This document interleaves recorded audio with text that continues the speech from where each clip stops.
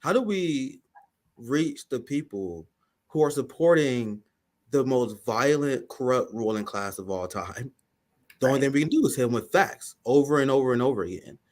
And once you expose the truth, when you expose the how corrupt our system is, how corrupt people are supporting the system is, it can help open their eyes to the overall corruption system, which makes them more engaged and organizing for themselves.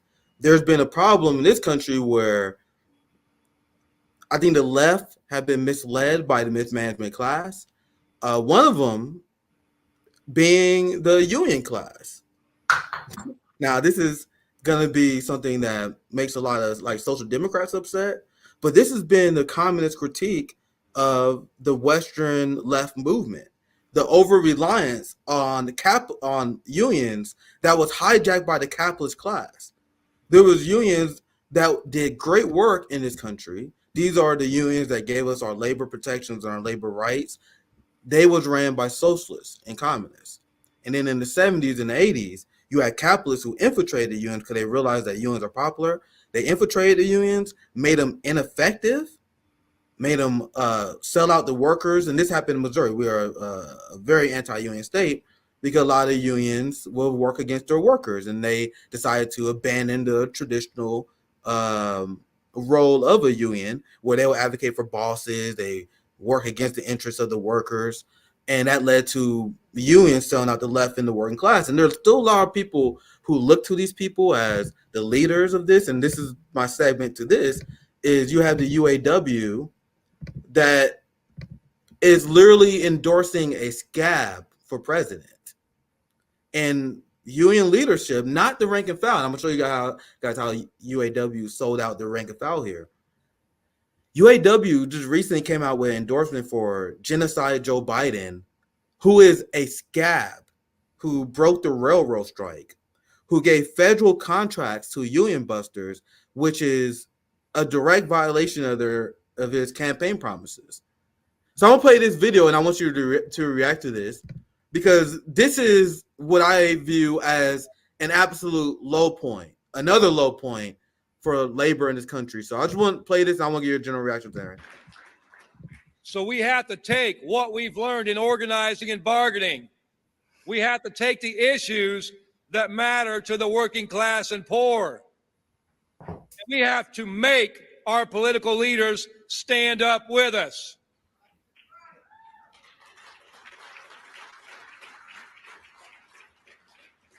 Our message in doing this is simple. Support our cause or you will not get our endorsement. He said right as he endorsing Jim Crow Joe, a notoriously anti-worker and scab. But let's continue.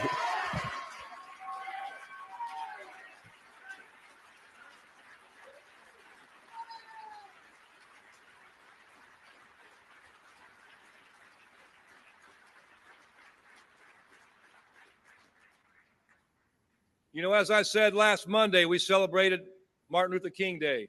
Oh, Jesus. And what Dr. King taught us is that the fight for economic and social justice is not bound by space or time. We don't stop our fight for justice at the workplace. We don't stop our fight for justice because it's not the right time. When and where there's a war, whether it's Vietnam or in Gaza, we call for peace.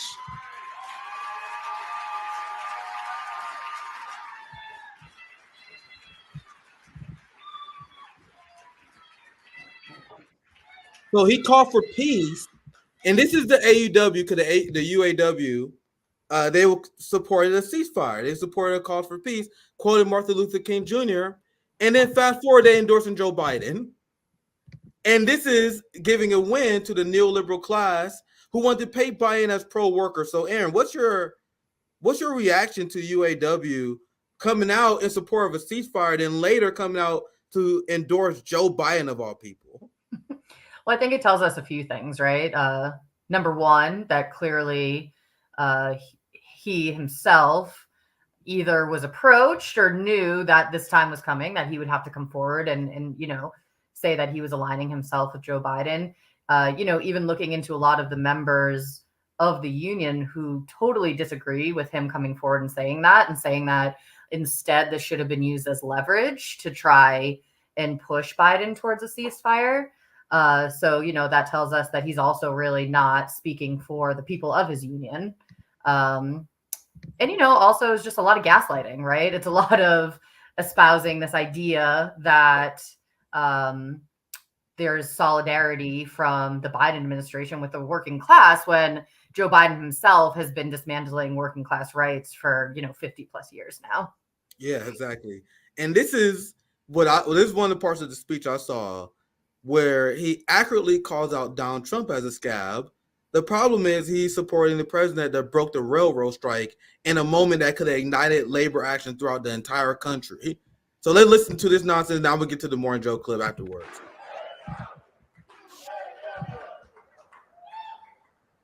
Donald Trump is a scab.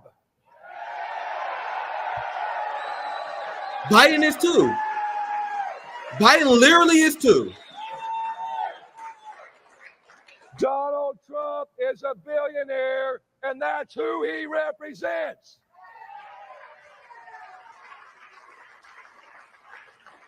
Biden had more billionaire donors than Trump.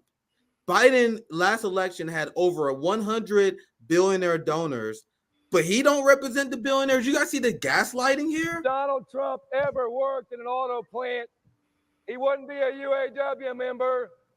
He'd be a company man trying to squeeze the American worker. Sir, do you know Biden's history as the senator of AME, the senator of the credit card companies? That's Joe Biden crafted the bankruptcy bill that destroyed the working class. But let's continue. Donald Trump stands against everything we stand for as a union, as a society. When you go back to our core issues, wages, retirement, health care, and our time, that's what this election's about.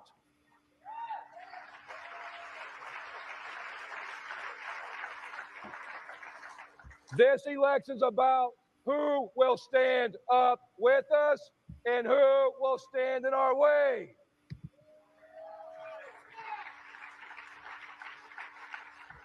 Those are the questions that will win or lose this election and will decide our fate. Those are the questions that will determine the future of our country and the fate of the working class. So his solution is to do the same thing that the working class has been doing for years, supporting the two-party duopoly and expecting things to get better. I'm going to read the receipt and I'm going to pass to you, Aaron, if you want to chime in with anything here. This is UAW, and this is the hypocrisy I'm tired of. United Auto Workers Union called for immediate and permanent ceasefire in Israel war, becoming the largest union ever to do so. So the union that supports a ceasefire is supporting the president that is sending 2,000-pound bunker busters into Gaza. So that's them before. And they're supporting the president that did this. Before, after. So Aaron, anything else you want to chime in before we move on? Well, outside of the fact that it's all very depressing, right? Because, I mean, to see that back to back and to see how easily people are manipulated into essentially selling out completely on any, I don't know if there was morality there before or not, but yeah, I mean, again, it's just kind of this continuous manipulation of the people that it's a back and forth between the greatest election of our life and that this person is the one that's going to fight for our rights. And again, it's just, what's the definition of insanity? This is just beyond insane, right? At this point, it's all pretty insane. We need clarity for the workers. We need to be clear in our message. We need to educate the workers to have a plan for effective movement. What these people are doing, what the Bernie Sanders left has done, what AOC and what they have done, is confuse the workers. Sam Cedar, the majority report TYT, these weak left sheepdog for a Democratic Party, their job is to confuse the workers So they don't understand the solutions to the problem. So now, if you're not well read and you're like, oh, this dude's a labor leader, you're now thinking that you should endorse Joe Biden because there's a lack of clarity. Now, look at how much, and this is why what UAW did is so disgusting, right? Because now look at what Morning Joe can say. We're not gonna play that much of this because these are very hard to stomach. But this is what the result of the lack of clarity that come from our union leaders. We can have the biggest class warriors of the establishment, the greatest enemies of the working class, that can then come out and say, we are pro-union. You guys see how these sellout union, this is what they have been doing for decades. Now listen to this. This is the victory that UAW gave to these average millionaire shit libs. Listen to this. Mr. Fain's tough there. You know what I like? I like for us to have a Morning Joe special. Get Sean Fain there. And baby, we need Sean O'Brien on set.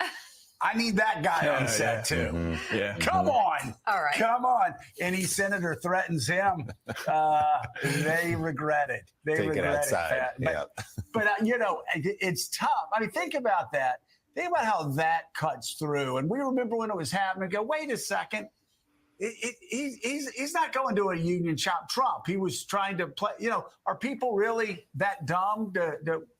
I'm so glad that union members in Wisconsin, Michigan, Pennsylvania are hearing this, because it's true. Joe Biden was the first president in history to stand with striking workers. No, he didn't. He didn't stand with the striking railroad workers. But I'll let it continue. That is what we call a full-throated endorsement from the UAW. That was not some paper statement. If you watched that event yesterday, it was robust. Mike Barnacle, and obviously that's a big deal. I mean, in the state of Michigan, obviously, where there are a lot of auto workers, Wisconsin, you can move around the Midwest, but to have an endorsement that wasn't just sort of, yeah, we like this guy. No, this guy literally stood with us on the picket line when we won rights for each other. In a state that could be decided by a few thousand votes, when you're talking about Michigan, that's a big deal. It's a big deal on a couple of different levels, Willie. It's a big deal, obviously, because of the endorsement, but also the way it was framed up by the president of the United Auto Workers. And Jonathan, I don't know about you, but Sean O'Brien, who Joe just alluded to, head of the Teamsters, originally head of Local 25 in Charlestown, Massachusetts. Come on. He is cut from the same cloth. He is cut from the same cloth as Sean Fain. I mean, he's not, you don't have to figure out, well, what does he mean by this? When he and Sean Fain both tell their constituencies, their workers, American workers, that this guy who you're thinking of voting for, Donald Trump, this guy who maybe you voted for in 2016 and maybe in 2020, this guy is a faker, and he's after your health plan. He's after your family's level of affluence. So this is the ruling class praising the workers for playing into the red party, red blue game. You guys see how they pivot back to Trump. So once again, I can't stress enough. Both parties are anti-labor. Both parties, you had Nikki Haley that brags about you being a UN buster. Trump was an open UN buster, which is true. But Joe Biden gave federal contracts to places like Amazon that was busting their union. That is a president that is providing material support to businesses that encourages anti-labor actions. On the campaign trail, Biden promised not to give federal contracts to UN busters, and then he did it anyway. That's on top of the railroad strikes. I bet a lot of people don't even know that. There's a railroad strike giving federal contract to UN busters. He literally hired, and I reported on this before, people who was anti-union, and they proposed anti-union legislation to Joe Biden. This is stuff that he has done, but people still pretend that he's pro-union. Aaron, anything else you want to add to this, and the idea that somehow it's a good idea to support the Democratic Party if you're pro-union?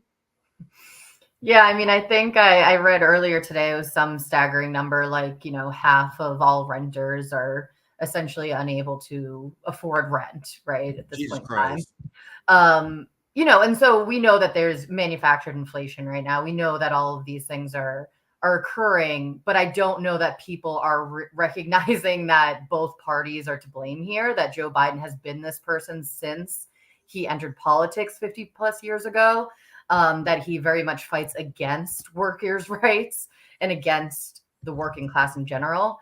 But again, it's how do you get to those people? How do you really, if facts don't necessarily matter like that, if historical facts don't necessarily matter, how do you reach them? So I think that's kind of the question in my mind. This is the pro-UN president that the UAW supporting.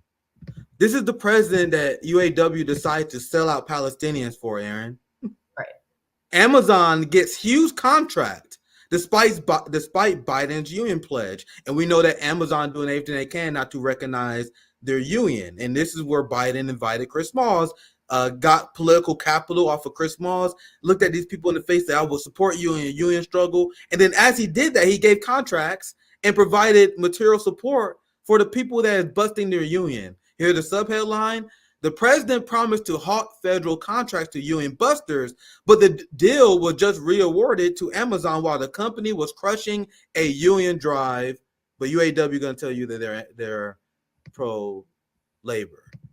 But what even more upsetting about this is because this is what happened when you had railroad management accept deals, despite the fact that railroad workers didn't want deals to be accepted, they wanted to go on strike. You had UAW workers who truly did believe in supporting a ceasefire and a pro-peace president. So once again, this is another example of many of rank and file being sold out by union leadership. Meanwhile, social democrats and people like DSA, they believe that union leadership is above criticism, above reproach. They will hear the criticism that I am sharing on this live stream, and they're like, oh, look at Nick, he's anti-union. No, union bosses are not above criticism. And if you are truly pro-worker, you truly pro-union, you are all about uplifting the voices of the rank and file. So let me, I'll read this description here. The person said, why are cops dragging out rank and file UAW Labor for Palestine? So you had UAW Labor for Palestine. They went to this event and they was protesting, and then the UAW union leadership seek the police state out on them. So let's listen to the UAW unions seek the police state on their own rank and file for calling them out on their bullshit.